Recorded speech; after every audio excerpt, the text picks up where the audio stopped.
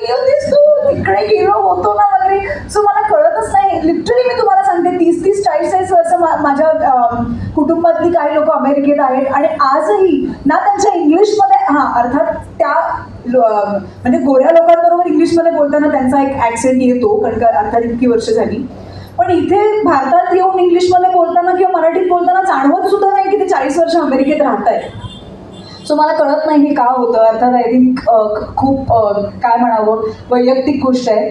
पण मी तुम्हाला सांगते, आत्ता जर तुम्ही रेडिओ ऐकाल, कारण गणपती अगदी जवळ आले आहेत आता तोंडावर, तर काही हिंदी भाषिक radio jockey, with due respect to them, बाप्पाला बाप्पा म्हणतात. आणि हे मी 1 वर्ष 2 वर्ष 3, मी रेडिओची प्रचंड फॅन आहे. माझ्या गाडीमध्ये 24 तास मी गाडी चालवत असताना रेडिओ चालू असतो सगळ्या भाषांमधून. मी म्हटलं की पप्पाचं काय म्हटलं, बरं कोणीच इतक्या वर्षामध्ये ह्या रेडिओ जॉकीना